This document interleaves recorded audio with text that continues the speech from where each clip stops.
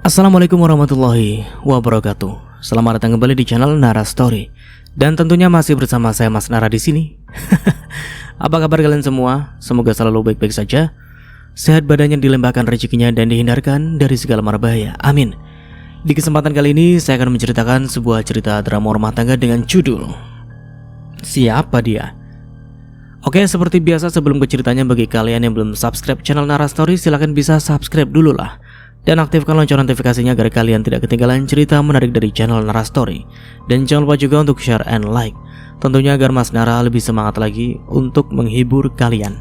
Oke, kalau sudah, terima kasih. So just try keep up with me.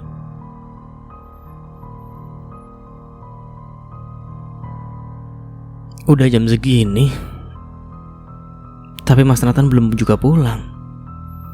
Mana ponselnya tak bisa dihubungi lagi. Keluh wanita cantik yang tampak sangat khawatir. Wanita cantik itu bernama Arsinta Namera, berusia 27 tahun, istri dari Jonathan Abinawa. Jam sudah menunjukkan pukul 11 malam. Tapi sang suami yang sangat dia rindukan, kepulangannya itu tak kunjung datang. Ya, itu karena kau tidak segera memberikannya keturunan. Makanya putraku tidak betah di rumah dan enggan untuk pulang, seru wanita parubaya selaku ibu mertuanya. Apa yang putraku harapkan jika pulang ke rumah? Hanya wajah menyebalkanmu saja yang dia lihat. Memuakkan, ungkapnya tanpa berperasaan. Sakit hati mendengarnya. Memang saat ini dia belum bisa memberikan keturunan untuk suaminya, tapi bukan berarti selamanya dia tak akan pernah hamil. Ini hanya masalah waktu. Sepergian sang suami selama 8 bulan karena mengemban tugas dari perusahaannya yang baru saja berkembang. Ia hanya tinggal berdua dengan sang ibu mertua. Dan seperti inilah hari-hari yang dia habiskan, tak jauh dengan ocehan ibu mertuanya. Ia pernah mengusulkan untuk ikut saja tinggal di sana, tapi sang suami menolak keras bahwa pekerjaannya sangat banyak. Dirinya pasti akan bosan jika hanya berdiam diri di apartemen. Oleh karena itu, selama 8 bulan, sang suami tidak pernah pulang ke rumah. Alasan pekerjaan serta tak ada waktu senggang. Sinta mencoba mengerti. Bagaimanapun dia tengah mencari nafkah demi menghidupi keluarga juga para karyawan yang menggantungkan hidupnya di perusahaan Abinawa Karya. 2 hari suaminya telah menyelesaikan tugas di sana. Sekitar pukul 7 pagi, Jonathan sudah bersiap terbang menuju kota Jakarta. Tapi sampai sekarang belum ada kabar kedatangannya. Lihat, Aldi dan Vira, mereka sudah punya anak 3. Padahal pernikahan mereka hanya selang 1 minggu dengan kalian. Bahkan Bagas dan kita yang baru 6 bulan menikah sudah punya anak. Lah, kamu kapan? Keduluan lagi sama orang. Selalu itu saja pembahasan ibu mertuanya. Tak jauh membandingkan pernikahannya dengan para tetangga di sekitar. Padahal kehamilan itu bukan ajang perlombaan.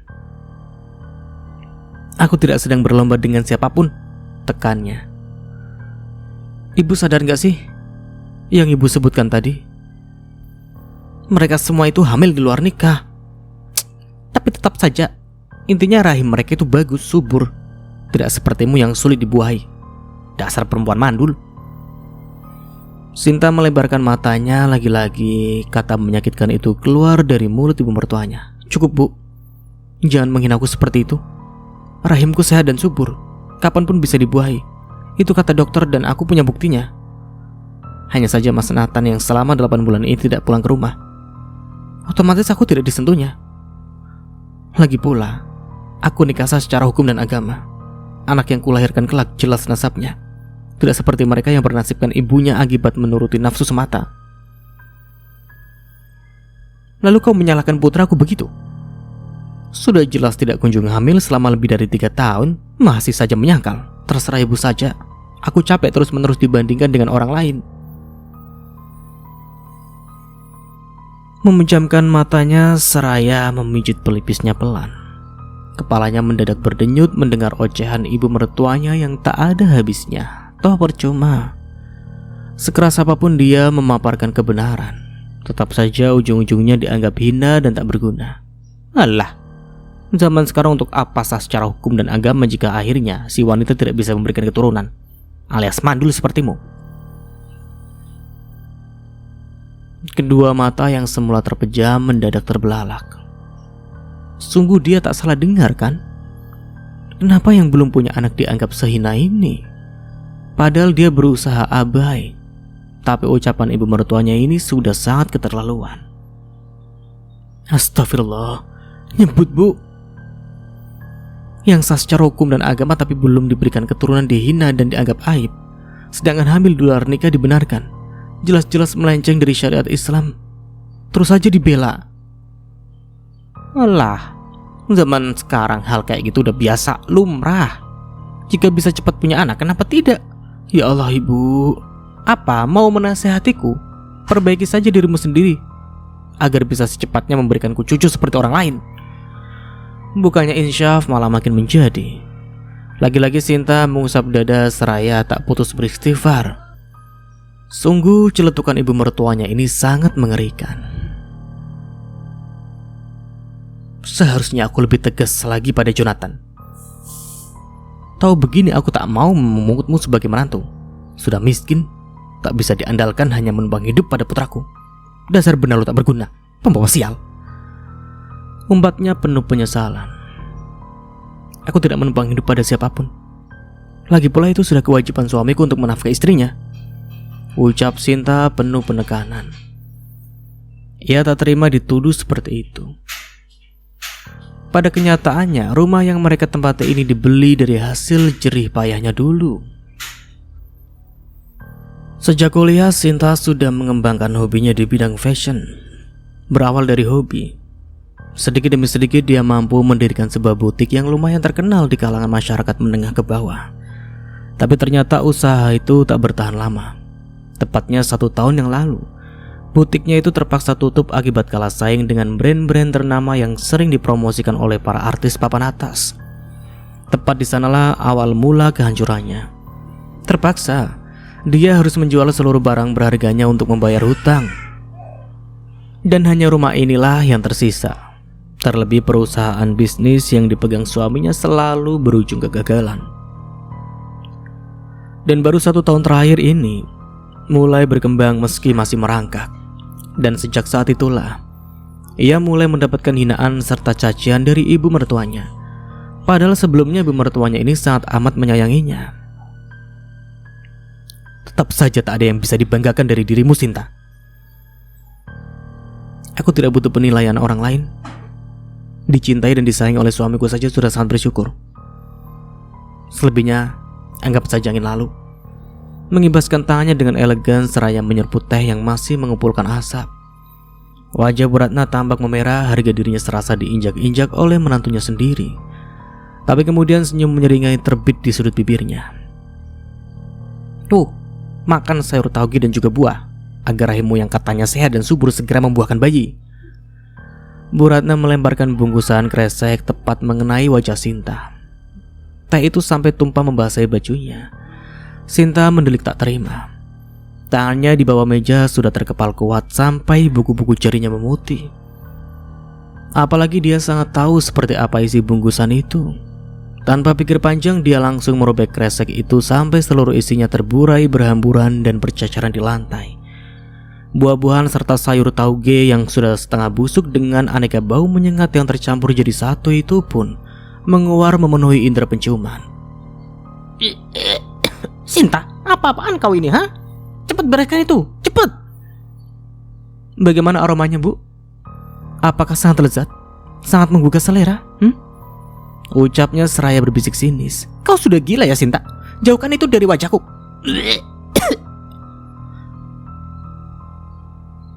Sekarang kau tahu kan bagaimana tersiksanya aku? Buah dan sayur segar kau habiskan sendiri.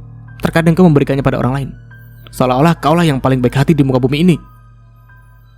Jika orang lain mungkin sudah membuangnya ke tong sampah, tapi ibu mertuaku yang paling baik hati ini malah memungutnya dan memaksa menantunya untuk berkonsumsi semua itu tanpa terkecuali, dengan catatan agar segera hamil. Lelucon macam apa ini, Bu? Hah?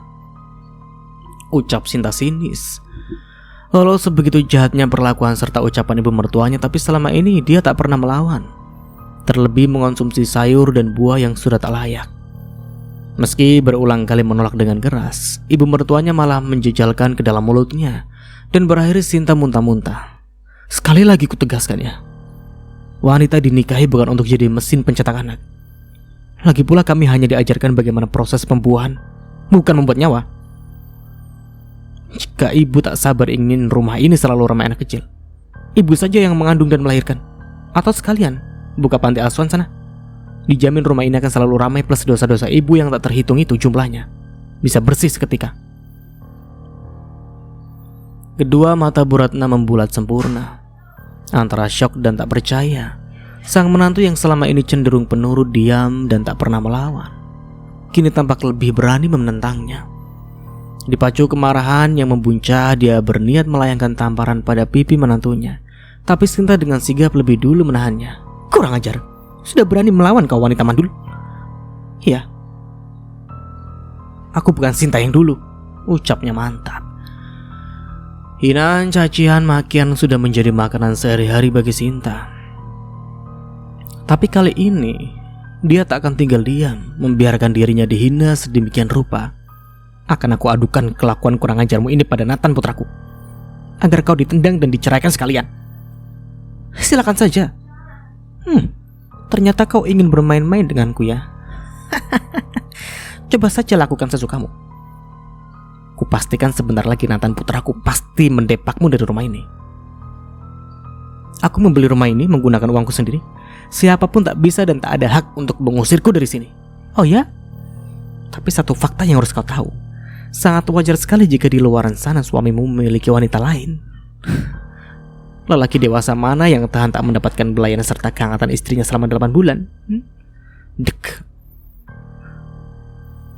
Perempuan cantik itu terdiam. Bibirnya terkatup rapat. Mendadak semuanya terasa masuk akal. Tapi buru-buru dihempasnya pikiran buruk itu. Mas Nathan gak mungkin melakukan itu. Dia sangat mencintaiku. Itu yang selalu dia ucapkan padaku. Jelasnya keberatan dengan asumsi ibu mertuanya. Tapi sebetulnya dia sendiri pun cukup ragu dengan ucapannya sendiri. Karena belakang ini Nathan suaminya tampak lebih cuek dan dingin. Apalagi terbentang jarak di antara keduanya. Benarkah? Kau terlalu percaya diri, Sinta, ejek Bu Ratna.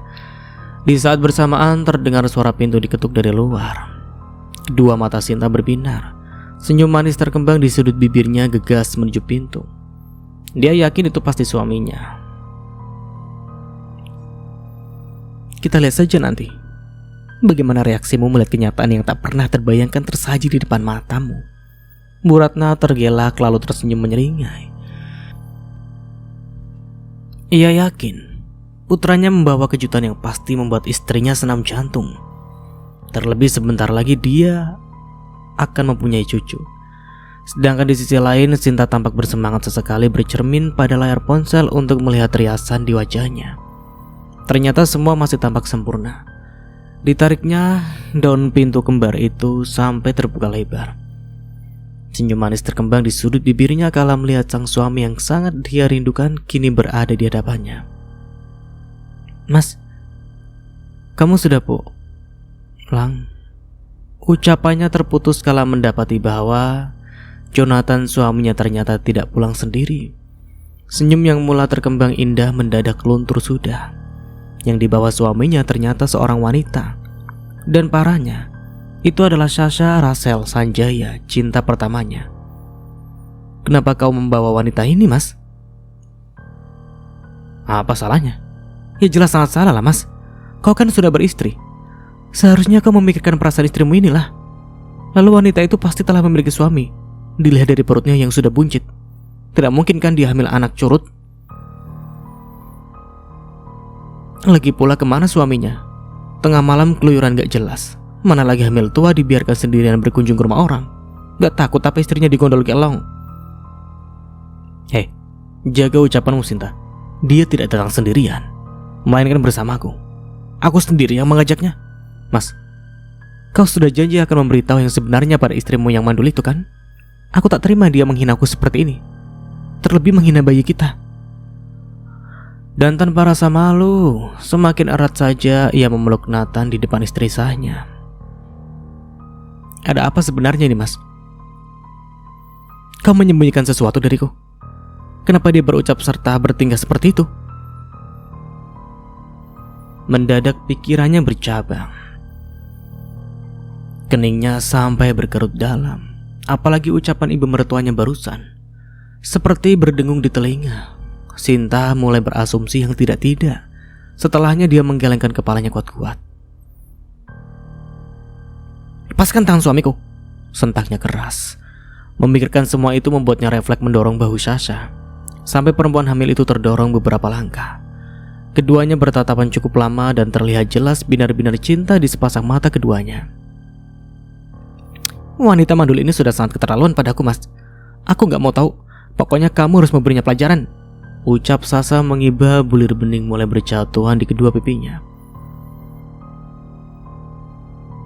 Jangan berbuat kasar pada istriku. Mulai hari ini, Sasha akan tinggal di sini.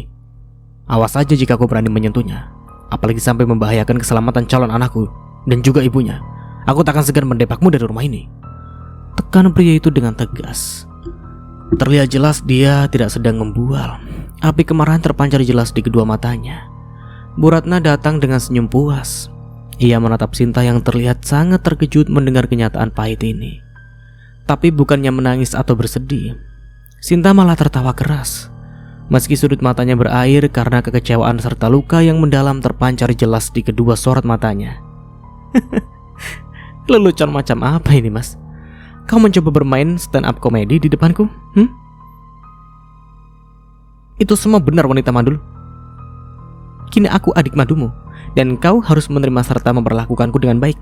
Apa kau tahu, selama 8 bulan ini kami menghabiskan waktu berdua di kota Bandung, bukan di Kalimantan seperti yang ia katakan padamu.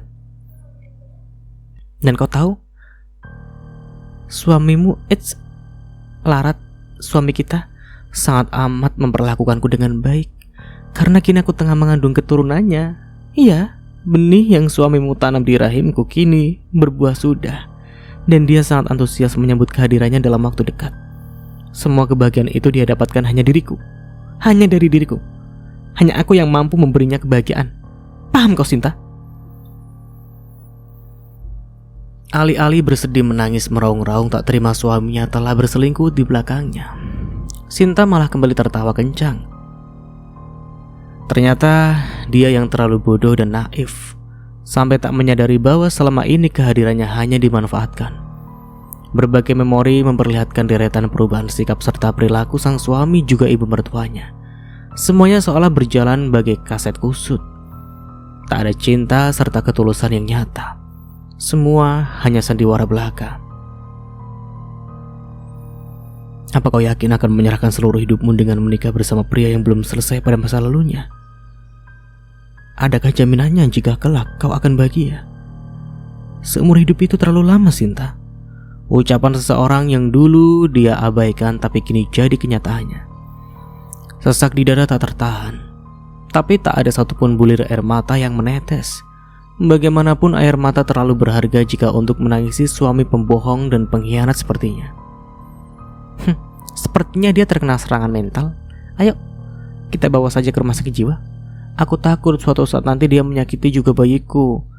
Kecemasan tampak jelas di wajah Sasha, tapi berikutnya senyum miring tercetak di sudut bibirnya. Itu benar, Nathan. Terlebih takut tetangga keburu tahu kalau Sinta istrimu mengalami gangguan jiwa. Mau taruh di mana wajahku jika kabar buruk ini tersebar? Membayangkannya saja aku tak mampu, ucap ibu mertuanya tampak sekali kecemasan di raut wajahnya. Baiklah, Mas, aku takut. Kenapa takut? Bukankah seorang wanita perusak rumah tangga orang tidak takut apapun? Sindir Sinta tentu saja membuat Sasha naik pitam. Sialan, aku bukan wanita seperti itu. Kami saling mencintai. Nathan, ayo cepat cari dia keluar sebelum semuanya terlambat. Ibu gak mau di rumah ini jadi penampungan orang gila. Benar mas, aku pun gak mau jika harus serumah dengan orang tak waras sepertinya. Orang gila teriak gila. Apa katamu? Oh, tidak merasa rupanya. Tak apa, karena biasanya orang yang benar-benar terganggu otaknya memang tidak merasa dan tidak mau disebut gila. Sialan kau, nyalah dari hadapanku wanita gila. Justru di sini kaulah orang gilanya, Sasha. Jika otakmu waras, pasti memiliki pemikiran serta akal sehat. Tidak mungkin rela merendahkan harga diri dengan melebarkan kaki di depan suami orang. Skakmat Sasha sampai melotot tak terima. Beraninya mulut busukmu menghinaku. Apa, tak terima? Ya WC umum tetaplah WC umum. Jangan bermimpi jadi intan berlian. Kurang ajar. Aku bersumpah akan merobek mulut busukmu itu, Sinta. Lah, kok ngamuk? Apa salahku? Memang betul kan? Kegunaanmu serta WC umum sama. Sama-sama menampung pembuangan. Ejeknya seraya menutup mulut. Puas sekali rasanya melihat perempuan sok paling sempurna itu murka. Lihat saja wajahnya, merah seperti banteng mengamuk. Sialan. Aku bersumpah akan mengutukmu, Sinta. Dadanya kembang-kempis ketika mengatakan itu. Selama ini semua orang pasti memuji kecantikan serta kemolekan tubuhnya. Bisa-bisanya perempuan mandul itu menyamakannya dengan WC umum. Ia sungguh tak terima. Gak bakalan mempan, say. Karena gue bukan maling kundang. Tan sayang, pikirkan bayi kita dalam perutmu. Terang Nathan. Tapi tidak sangat keterlaluan padaku, mas. Ucapannya menyakitiku. Segera minta maaflah pada Sasha. Sinta, dia sedang hamil. Tak boleh stres. Kenapa harus? Dia yang lebih dulu menghinaku kok. Wajar saja jika aku membela diriku serta memaparkan kebenaran. Toh itulah kenyataannya. Tapi itu sangat keterlaluan, Sinta. Sasha ini lagi hamil. Dia gak boleh terlalu banyak pikiran, apalagi sampai stres. Ucap Nathan seraya mengelus perut buncit Sasha. Wanita itu pun tersenyum puas. Lalu, karena aku sedang tidak hamil, kalian bisa seenaknya menghinaku. Lucu sekali takdir dan nasibku ini. Rasanya aku tidak ingin berhenti tertawa. Dari sekian banyaknya manusia di muka bumi ini, mengapa malah dipertemukan dengan orang-orang tidak waras seperti kalian? Ucapnya lantang, senyum puas terukir di sudut bibirnya. Kurang ajar, Bu Ratna maju. Beraninya kamu menghina keluargaku. Plak. Suara tamparan terdengar nyaring membuat wajah Sinta menoleh ke samping. Wah, rupanya pasangan ibu mertuaku yang gila dengan kundi gila milik suamiku tampak sangat serasi. Lihat saja mereka bebarengan menamparku. Kekenya di akhir kalimat. Meski panas di pipi, tapi dia tidak ingin terlihat lemah. Akan dia tunjukkan siapa Sinta sebenarnya. Dan perlu diingat, ia tak sudi lagi menjadi perempuan bodoh seperti dulu. Bisa-bisanya kau menghina keluarga suamimu. Jika tidak ada kami, dengan siapa kau di dunia ini, ha? Dasar tak tahu diri, tak tahu terima kasih. Desisnya berat. Sedikit pun Sinta tak menunjukkan kesakitan, meski cap 5 jari tercetak jelas di sana. Ibu mertua mengkhawatirkanku. Wah, kemajuan yang sangat pesat. Bukankah selama ini kau hanya mengharapkan uangku aja? Hah? Ucap Sinta melirik sini si ibu mertuanya yang seperti gelagapan kelakuannya terbongkar. Selama 2 tahun, Sinta lah yang mencukupi kebutuhan hedon ibu mertuanya. Lalu setelah usahanya bangkrut, dia tak lagi bisa mencukupi kebutuhan ibu mertuanya. Mungkin juga itu salah satu alasan mengapa sifat serta orang. Miris. Ada uang mantu disayang, tak ada uang mantu ditendang. Begitu ibu mertua. Wanita tua mata duitan. Tanyanya meremehkan. Bu Ratna mengepalkan tangannya. Ia sungguh merasa tak terima Sinta berani merendahkannya. Walau itu memang faktanya. Cukup Sinta. Aku muak mendengar ocehanmu. Mau tak mau kau harus menuruti keinginanku untuk dimadu. Sadar diri sajalah. Dirimu tidak bisa memberiku keturunan. Tegas Nathan memutuskan sepihak. Bagai terhunus pedang panjang tepat menembus jantung. Hatinya remuk redam mendengar kata menyakitkan yang keluar langsung dari mulut suaminya. Iya, pria yang sangat dia cintai. Aku bukan mesin pencetak anak, tekannya dengan tegas. Pembahasan menyinggung tentang anak sangat sensitif baginya. Apalagi selama ini tak hentinya mendapatkan hinaan serupa dari ibu mertua serta tetangga sekitar. Dan kini suaminya pun menghinanya. Betul, kau itu istri yang tidak berguna dan sangat bodoh. Sinta, 8 bulan dibohongi tapi kau tak merasa curiga sedikit pun, ungkap Sasa berusaha menghina kenaifan Sinta dahulu. Apa kau tahu? Aku sangat leluasa dengan sikap begomu itu. Sepertinya akan seru jika dia tahu awal mula hubungan kita, Mas. Baiklah, dengan senang hati ku bagi tahu semuanya padamu. Sebetulnya kami sudah menjalin hubungan selama lebih dari 1 tahun. Tepatnya 9 bulan lalu, aku dinyatakan positif hamil. Seperti yang kau tahu, suamimu sangat antusias menyambutnya karena selama menikah denganmu dia tidak mendapatkannya. Agar lebih intens menjaga dan merawatku selama trimester pertama, dia rela membohongimu dan lebih memilih menjagaku. Kami memutuskan menikah dan menjalani kehidupan bahagia ini di kota Bandung.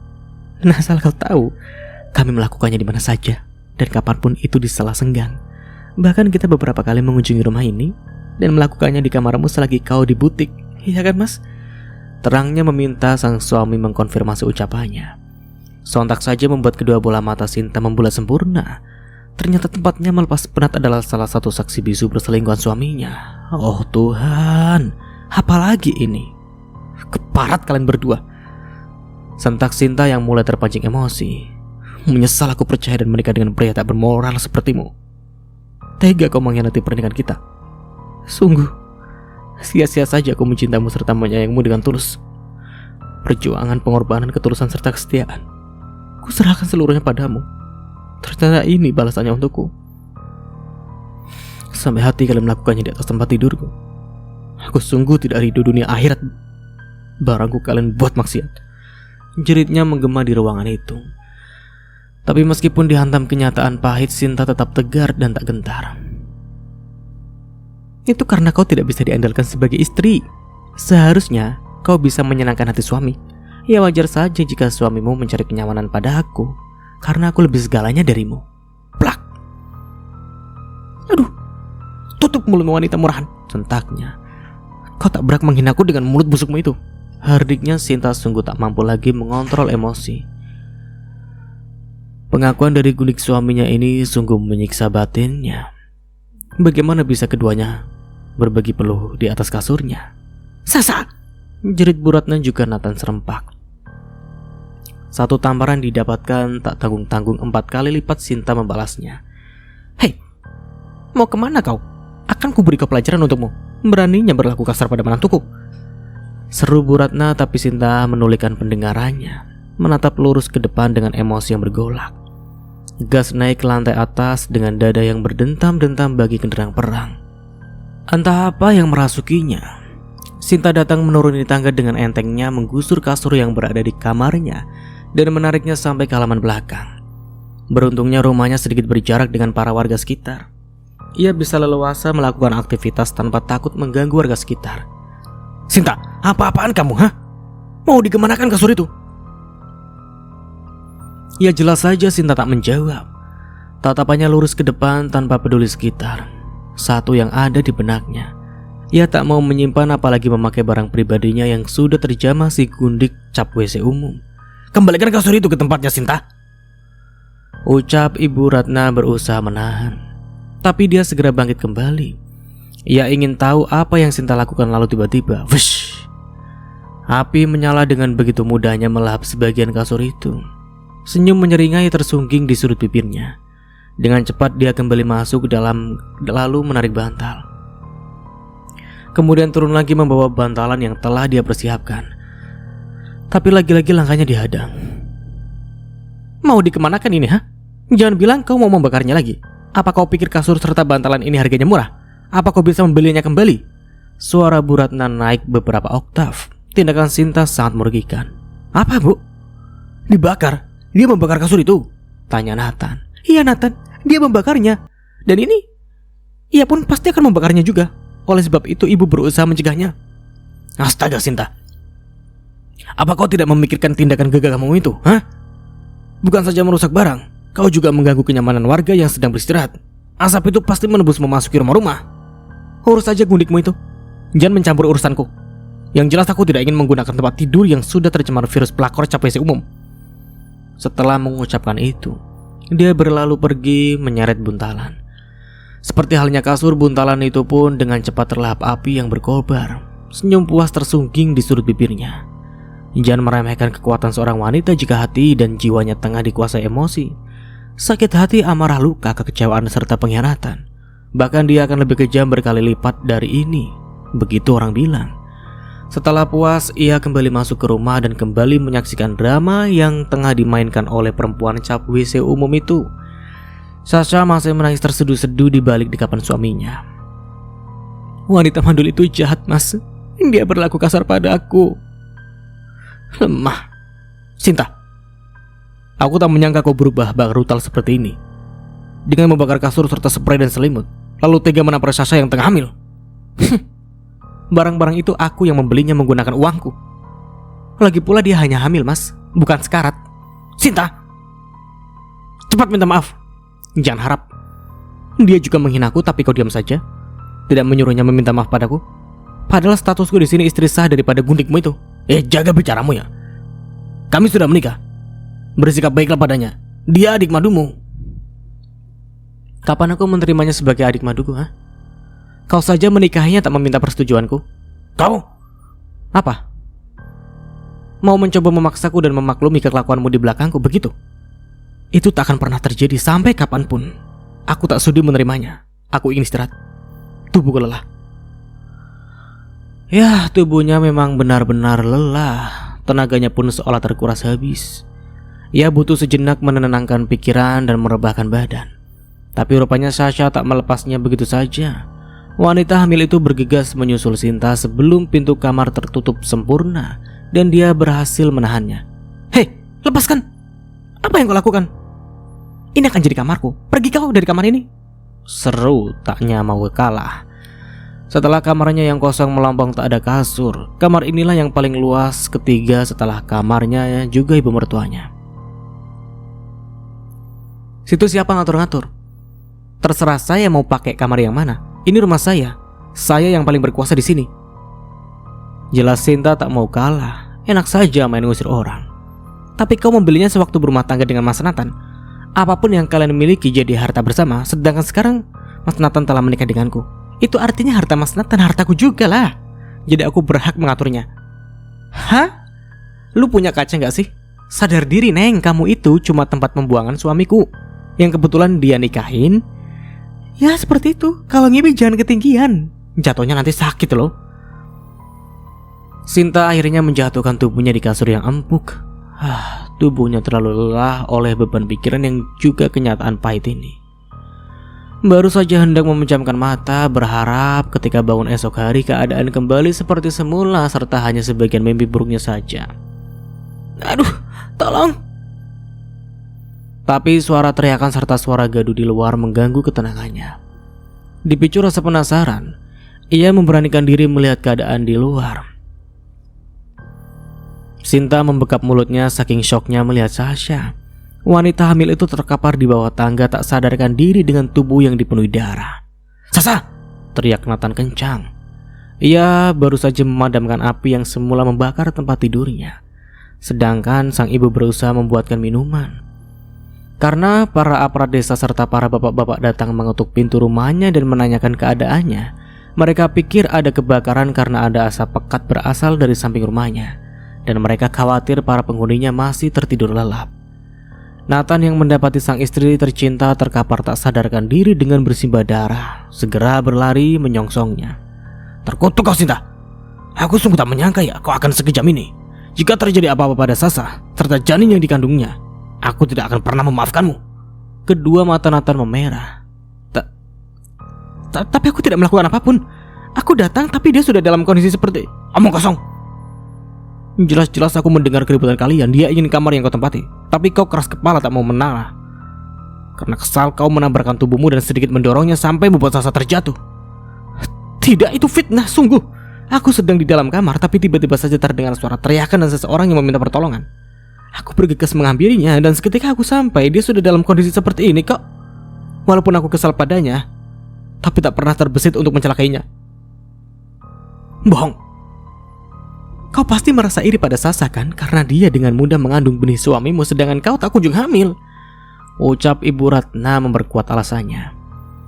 Kau lihat sendiri kan, apa yang tadi perempuan itu lakukan pada Sasha? Dia juga selalu berbuat kasar pada ibu selama kau tidak ada di rumah, Nathan. Itu semua fitnah. Selama ini ibulah yang selalu jahat padaku. Ibu benar. Tak ada hal yang spesial darimu, sudah mandul, tidak bisa memberikan keturunan. Kelakuanmu pun sangat keterlaluan. Entah siapa lagi yang akan celaka setelah ini jika kau masih berkeliaran di hidupku. Sudah aku bilang, aku tak melakukan apapun pada istrimu. Itu semua fitnah. Diam. Mulai hari ini, detik ini juga, kau kuceraikan, Arsinta Namera. Pergi dan tinggalkan rumah ini sebelum aku menuntutmu.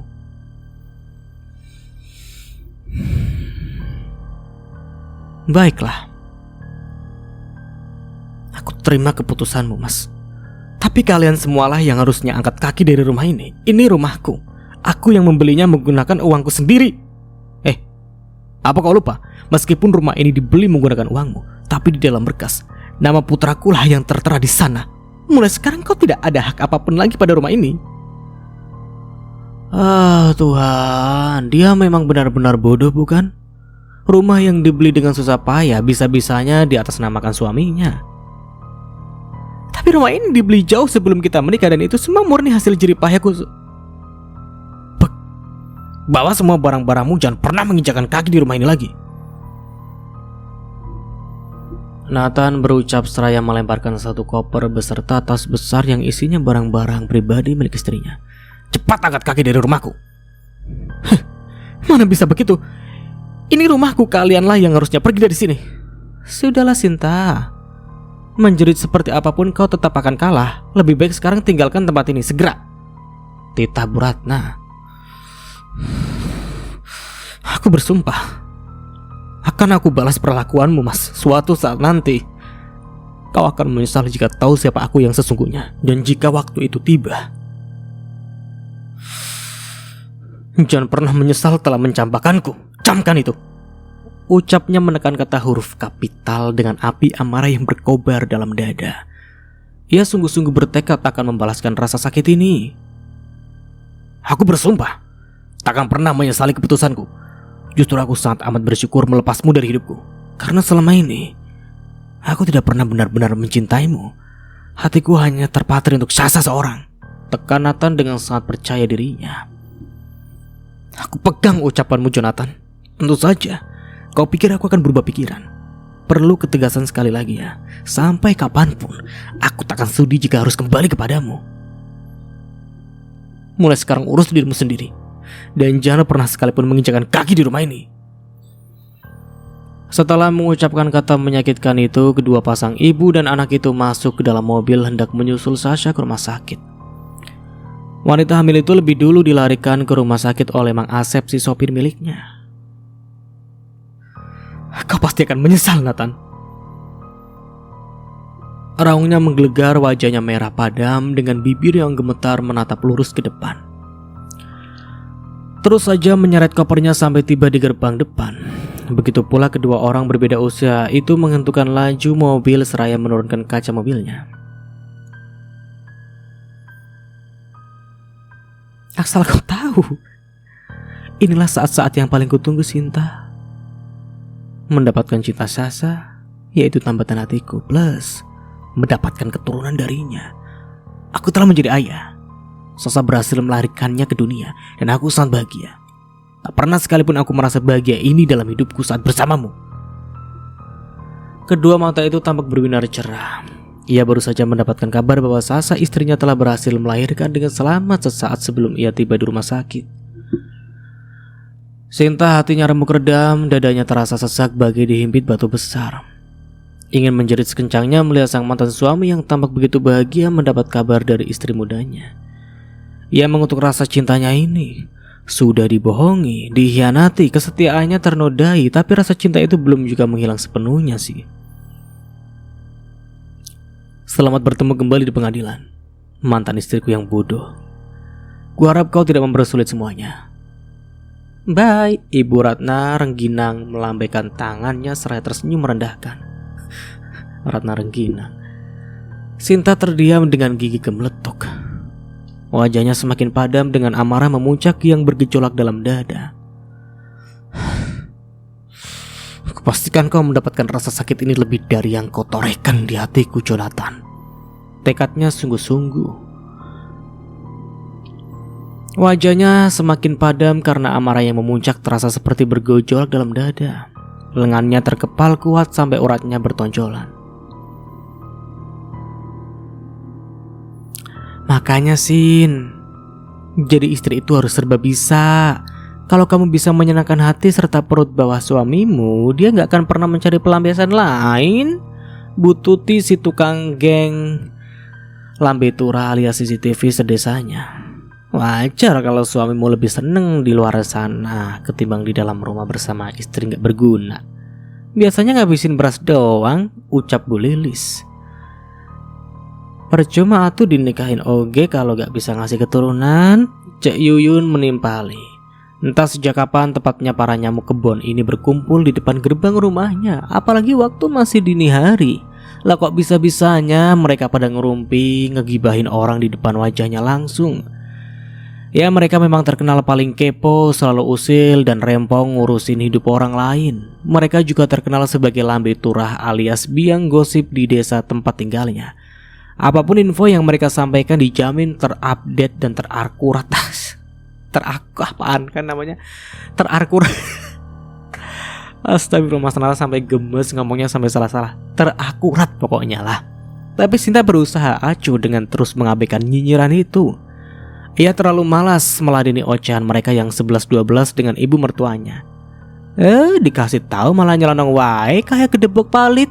Seru Ceyuyun mendelik tak terima ucapan mereka diabaikan begitu saja. Ya gedebok itu pohon pisang tumbang, sedangkan palit itu adalah hanyut di sungai. Itu bahasa Sunda. Iya gak punya sopan santun. Orang lagi ngomong malah ditinggalnya. Gerutu Bu Lilis geram. Perempuan mandul, kapan hamil? Kasian hidupnya berakhir menyedihkan. Ucapnya menyakitkan dari Bu Tutik mampu mengusik Sinta. Wanita itu menghentikan langkah seraya membalikkan tubuhnya menatap nyalang mereka satu persatu. Selama ini dia memang selalu diam dan tak pernah melawan, tapi kali ini sudah sangat keterlaluan. Ditambah keadaan hatinya yang tengah kacau. Kalian gak ada kerjaan lain apa? Gak capek? Terus menerus hanya nanya kapan hamil? Kalau saya kapan hamil, kalian kapan mati? Hah? Katanya malaikat Israel sudah gatal tuh, pengen ngandangin kalian semua. Kalau dilepas terlalu lama, bisa bahaya. Bukan cuma merusak mental orang, tapi juga merugikan alam semesta. Astagfirullah, tak cangkem. Menitanya kesopanan. Tadi ajar tata krama ku indung bapak. Gak makan bangku sekolahnya. Ceyuyun menggelengkan kepalanya tak percaya. Meski tidak fasih berbahasa Sunda, Sinta cukup mengerti apa yang Ceyuyun ucapkan. Karena sebelum menikah dia pernah tinggal di kota Bandung. Gak usah bawa-bawa orang tua, apalagi menghina mereka. Lagi pula saya bukan kuda lumping si pemakan segalanya. Sampai bangku sekolahan pun habis dimakan. Itu rakus atau greges?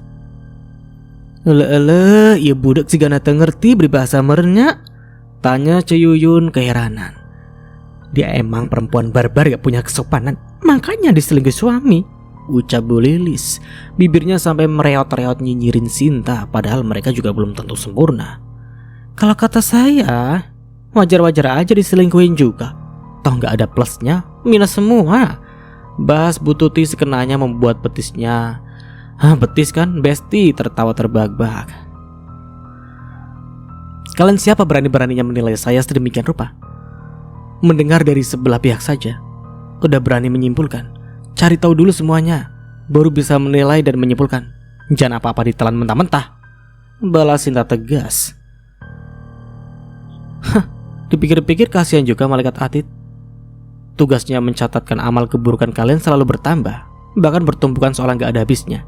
Secara kerjaan kalian kan cuma ngegibah sama nyinyirin hidup orang. Tak patut, ucapnya seraya menggelengkan kepala.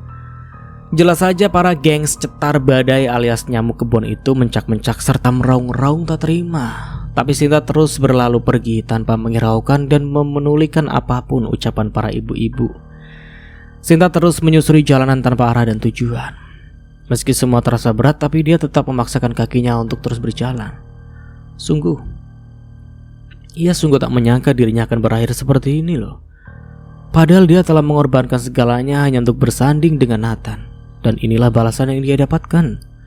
Memang benar jangan pernah berharap pada manusia. Dan benar orang bilang, orang baru akan selalu kalah oleh masa lalu. Tak peduli seberapa besar perjuangan serta pengorbanan yang diberikan, tetap orang lamalah yang lebih berkesan. Pada akhirnya rumah tangga yang dijaga dengan susah payah akhirnya hancur sudah. Belum lagi diusir dari rumahnya sendiri, difitnah melakukan suatu hal buruk yang sama sekali tidak ia lakukan. Setelah sekian lama memaksakan diri untuk terus berjalan, akhirnya kaki serta tubuhnya terasa lemas bagai tak bertulang. Disertai hujan yang tiba-tiba turun dengan derasnya, kini tubuh kecilnya ambruk bersimpuh di atas aspal seraya menangis sesenggukan. Kau yang paling kucinta segenap hati dan jiwa raga. Ternyata tega menyakitiku separah ini. Salah apa aku, Mas? Salah apa? Selama ini aku berusaha menjadi istri yang baik, patuh dan menurut apapun yang kau mau. Tapi ini balasannya, raungnya. Tanpa terasa air mata yang semula tak pernah menetes sedikit pun akhirnya tumpah ruah. Bersamaan dengan itu petir menggelegar menyambar-nyambar seperti hendak membelah langit malam. Selama ini aku yang berjuang mati-matian agar bisa segera memberikan keturunan pada suamiku. Tapi kenapa malah perempuan itu yang mendapatkannya dengan mudah, Tuhan? Kenapa? 3 tahun sudah aku menunggu keajaiban darimu. Siang dan malam tak henti-hentinya aku memohon, mengibah meminta belas kasih-Mu. Tapi mengapa? Mengapa wanita itu yang mendapatkannya, Tuhan? Mengapa? Jeritnya tak kuasa menahan rasa sesak di dada. Di bawah guyuran hujan dan di bawah langit yang terlihat murka, ia menangis mengadukan kesedihan serta kepedihan yang dia rasakan. Tak peduli meski tubuhnya sudah basah kuyup, juga suaranya tenggelam saking derasnya air hujan. Ia ingin melepaskan semua rasa sesak ini di pelukan rahmat Tuhan yang terasa dingin. Entah berapa jam lamanya Sinta habiskan untuk menangis, menjerit, meraung-raung di bawah guyuran hujan. Kini dia berusaha bangkit meski harus menyeret tubuhnya dengan langkah sempoyongan, serta terseok-seok berusaha meninggalkan tempat itu. Ia seperti orang linglung, separuh akal sehat seolah tak berfungsi dengan baik. Ketika matahari belum menampakkan sinarnya, ia malah dengan berani menyeret langkah kaki memasuki sebuah pemakaman elit yang tak begitu jauh dari tempatnya semula. Tepat di pusara Nayaran Nazela Yudhistira, kakinya berhenti di tatapannya pusara itu dengan air mata yang berjatuhan. Duduk bersimpuh memeluk nisan itu dengan sayang. Air mata terus berjatuhan tanpa bisa ditahan. Kupikir jika aku menolak perjodohan yang Papa serta Bunda inginkan dan lebih memilih bersanding dengan pria yang kucinta, aku akan hidup bahagia. Ternyata semua itu salah. Dia mengkhianatiku, dia membohongi serta menghancurkan kepercayaanku. Dia menghancurkan rumah tangga kami hanya karena aku belum juga memberikan keturunan. Mengapa kehidupan yang kita jalani semenyakitkan ini, Kak? Kau dihianati oleh Bimantara, lelaki pilihan Papa, lalu aku dihianati dan dicampakkan begitu saja oleh suami, lelaki pilihanku yang sangat amat aku cintai. Aku sangat bodoh dengan memilih dia dan meninggalkan Bunda dan Papa. Aku sungguh sangat amat menyesali keputusanku, Kak. Bisakah aku ikut saja bersamamu, Kak? Sinta mengerjapkan mata demi menyesuaikan cahaya penerangan dalam ruangan yang memiliki aroma yang khas.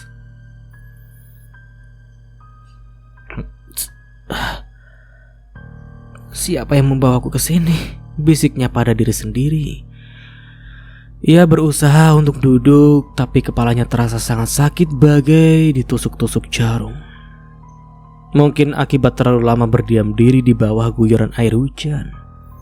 Hah! Jeritnya tak kuasa menahan rasa sakit yang semakin menjadi. Tiba-tiba ada yang membuka pintu dari luar.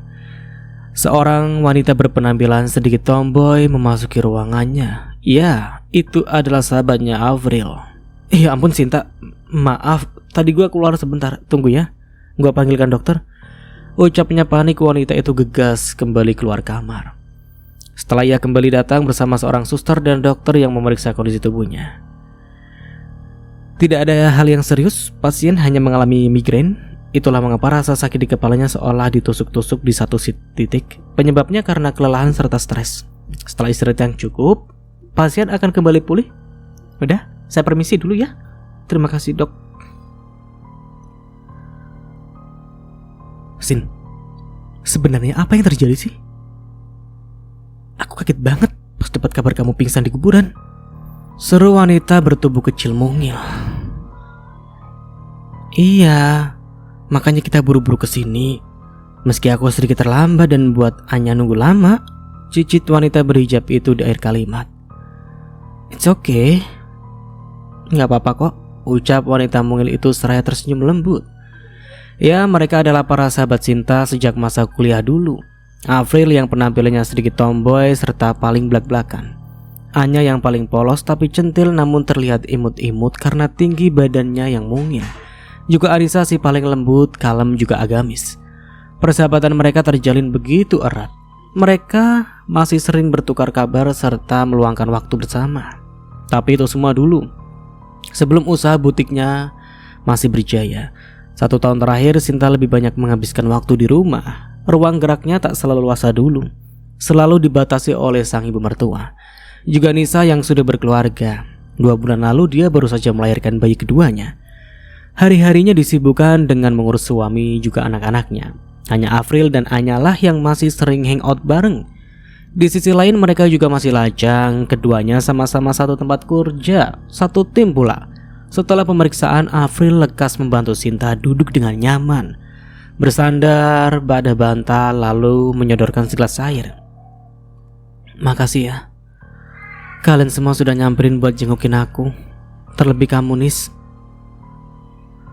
Oh ya, Rara sama Rena di rumah, siapa yang jagain? Ucap Sinta seraya menatap Nisa. Nisa memang tak membayar jasa pengasuh juga pembantu rumah tangga. Ia ingin menyiapkan keperluan suami serta mengurus kedua putri-putrinya menggunakan kedua tangannya sendiri. Udah kayak sama siapa saja Sin. Ya jelas kami pasti luangin waktu buat jengukin kamu lah, ucap Anya seraya mengusap punggung Sinta pelan. Kamu gak usah khawatir, Rara sama Rena aman kok. Mereka dijagain Umi sama Abi. Kebetulan beliau sedang menginap di rumah. Alhamdulillah, syukur deh kalau begitu. Sinta sungguh terharu di saat dirinya dibuang dan dicampakkan begitu saja. Ternyata masih ada para sahabatnya yang peduli kepadanya. Tapi kenapa aku bisa ada di sini? Siapa yang sudah bawa aku ke sini? Tanyanya menuntut penjelasan. Lu ditemuin pingsan sama penjaga kuburan. Dia juga yang bawa lu ke rumah sakit, terangnya. Avril tahu karena kebetulan kosan tempat tinggalnya tak jauh dari area pemakaman elit itu. Lagian, gua kagak habis pikir sama lu Sin. Lah kok bisa-bisanya kelayapan subuh-subuh bawa koper sama tas segede gaban malah masuk TPU. Lu mau piknik di kuburan? Heran gua, kagak ada takut-takutnya. Emang gak ada tempat yang lebih mendingan dikit ketimbang kuburan? Untung ada Pak Somad yang nemuin saya nyelamatin elu. Kalau enggak, lu udah jadi penghuni baru di sana. Cerocosnya tanpa filter sedikit pun. Astagfirullah, gak baik ngomong kayak gitu. Anissa langsung menegur ucapan Avril yang tanpa filter. Tahu tuh, tega bener sama sahabat sendiri. Ya maaf, habisnya kelakuan lu bikin orang geleng-geleng kepala. Lah siapa coba yang mau piknik di kuburan subuh-subuh? Sin, Kamu seriusan piknik di kuburan sama siapa? Miska atau permen sugus? Tanya Anya dengan polosnya. Adah, mulai kodamnya kumat, seru Afril kesal seraya menepuk jidat. Ya jika Anya sudah mode on seperti ini, otaknya seperti kelamaan muter, kayak baling-baling bambu Doraemon. Yang sabar. Kalian bisa bayangin kagak gimana pusingnya gue setiap hari berurusan sama si boncel centil satu ini. Pala gue mau pecah rasanya, ucapnya frustasi. Ya keduanya memang sering seperti itu. Afril tak segan menyebutnya boncel karena tinggi badan mereka jauh berbeda. April 170 sedangkan Anya hanya 147. Anya juga kerap kali menguji kesabaran Afril yang setipis tisu dibagi 7 dengan sikap polosnya. Ditambah sikap centilnya jika ketemu cowok-cowok ganteng membuat Afril jengah dan jengkel hingga rasanya ingin dia tilep saja manusia bekal itu. Aku gak boncel, cuma kurang tinggi aja. Sama saja Maimunah, sentaknya kesal. Nisa serta Sinta tertawa melihat perdebatan keduanya yang dari dulu tak pernah akur. Sejenak Sinta dapat melupakan luka hatinya. Nama gue berisik, gue lagi serius ini. Tapi aku, kalau gue suruh diem ya diem, jangan ngeyel, ucapnya galak. Iya deh, maaf. Anya merenggut persis seperti anak kecil. Kalian udah kayak ibu sama anak sih, ucap Nisa seraya cekikikan. Liusin, lu mau kemana bawa-bawa koper sendirian? Kemana lagi lu? Katanya tadi pagi udah OTW Jakarta. Kenapa dia kagak ada tanggung jawabnya sebagai kepala keluarga? Gue hubungin dari tadi gak ada satupun yang dijawab. Udah gitu chat gue cuma di read doang. Nyebelin banget sih, gerutunya kesal. Ia sangat menyayangkan keputusan Sinta sahabatnya malah berakhir menikahi dengan pria seperti Nathan. Padahal jika mau, Sinta bisa mendapatkan pria jauh lebih segala-galanya dari Nathan. Pintar, cerdas, berbakat di bidang fashion, cantik, humble, humoris. Jangan lupakan Sinta lah sang primadona kampus. Tak ada satupun yang tidak terpesona karena aura kecantikannya yang aur-auran meleleh meluber sampai kemana-mana. Mendadak Sinta tertunduk lesu, bibirnya gemetar dengan bulir bening yang kembali menggenang di pelupuk mata. Ucapan gue keterlaluan ya? Maaf Sin, gue gak bermaksud seperti itu. Kamu sih pertanyaannya gak kira-kira, peringat Nisa dengan geram. Ketiga temannya segera merapat dan duduk di belakangnya. Mereka yakin ada yang tak beres dengan sahabatnya ini, tapi mereka pun tak mau memaksa Sinta menceritakan penyebabnya.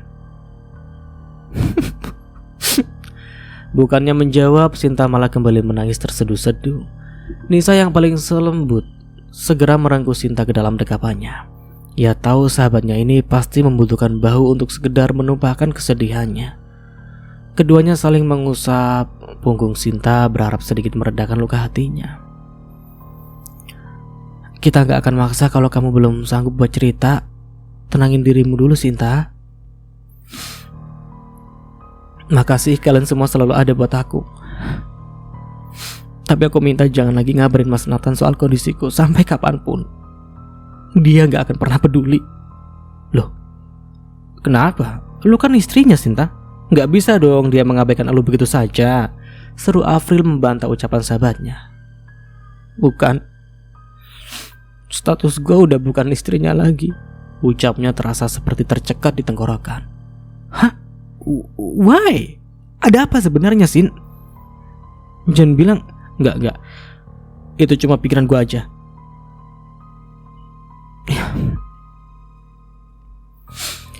Itu benar.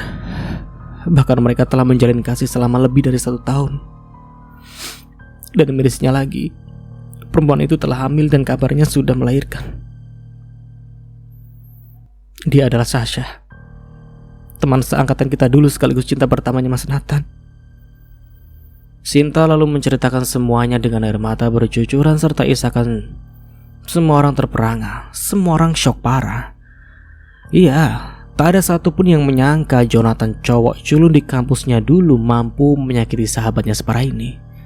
Brengsek, dia benar-benar cowok brengsek. Lah kok bisa-bisanya dia mengkhianati elu dan lebih memilih si micin itu? Apa sih bagusnya dia? Masih kalah jauh elu kemana-mana lah. Tangan Afril terkepal kuat. Ia sungguh tak terima sahabatnya disakiti sedemikian rupa. Iya, matanya udah gak berfungsi apa ya? Mencampakkan berlian demi kerikil rendahan. Astagfirullah ya Allah. Teganya Nathan melakukan ini sama kamu, Yasin. Aku sudah berusaha kuat dan tegar, tapi semuanya terasa sangat menyakitkan dan juga air mata sialan ini seakan gak ada habisnya. Isaknya seraya merutuki dirinya sendiri yang sangat lemah. Dan sampai di sini dulu ceritanya. Nantikan kelanjutan ceritanya di part berikutnya. Dari saya mohon maaf bila ada salah kata atau dalam penyampaian cerita. Akhir kata, wassalamualaikum warahmatullahi wabarakatuh. Sampai jumpa di video selanjutnya and see you. Ciao.